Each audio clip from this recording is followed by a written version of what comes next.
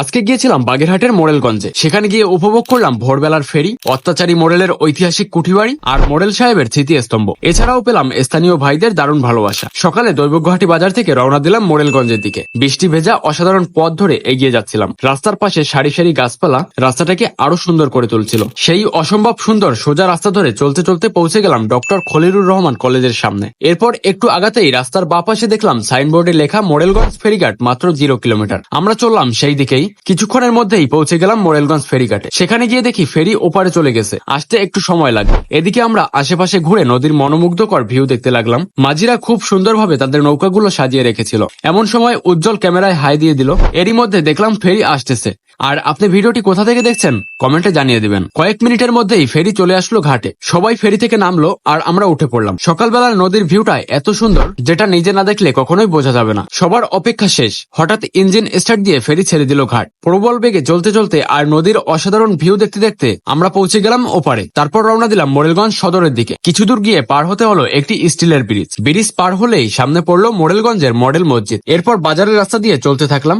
রাস্তার অবস্থা ছিল অনেক খারাপ। বাজারের মধ্য দিয়ে এগিয়ে চললাম। সামনে পড়লো সিরাজউদ্দিন মেমোরিয়াল কলেজ। কলেজ পেরিয়ে চললাম সরু সুন্দর একটি রাস্তা ধরে। একটু সামনে যেতেই পৌঁছে গেলাম সরকারি ভূমি অফিসের সামনে। আর সেখানেই ছিল সেই ঐতিহাসিক অত্যাচারী মোড়েলের কুঠিবাড়ি। ভূমি অফিসের পাশ দিয়ে একটু সামনে এগোতেই দেখতে পেলাম সেই কুঠিবাড়ি। ইংরেজ নীলকর রবার্ট মোড়েলের নামে প্রতিষ্ঠিত এই কুঠিবাড়ি আজ ধ্বংসের পথে। প্রতিনিয়ত ভবনের জিনিসপত্র চুরি হচ্ছে। দ্রুত সংরক্ষণ না করলে একদিন এই ইতিহাস হারিয়ে যাবে। এই কুঠিবাড়িতে ছিল অস্ত্রশালা, নাচঘর, নির্যাতন কক্ষ, লাঠিয়াল বাহিনীর কক্ষ, কাচারি ঘর, পেদে রাখার ঘর আর কৃষি মালামাল রাখার জন্য আলাদা ঘর। এই এলাকায় মূল শাসকের দায়িত্ব পালন করতেন রবার্ট মোড়েল সাহেব। কুঠিবাড়ি ঘুরে ফিরে আমরা তিনজন রওনা দিলাম তার স্মৃতিস্তম্ভ দেখতে। নদীর একদম পার ধরে চলছিলাম। এমন সময় রাস্তা শেষ হয়ে গেল। বাধ্য হয়ে নামতে হলো কাদার মধ্যে। সাবধানে একে একে উঠে পড়লাম ওপারে। একবার পড়ে গেলে অবস্থা একদম খারাপ হয়ে যেত। ওপারে উঠতেই চোখে পড়লো মোড়েল সাহেবের সেই স্মৃতিস্তম্ভ।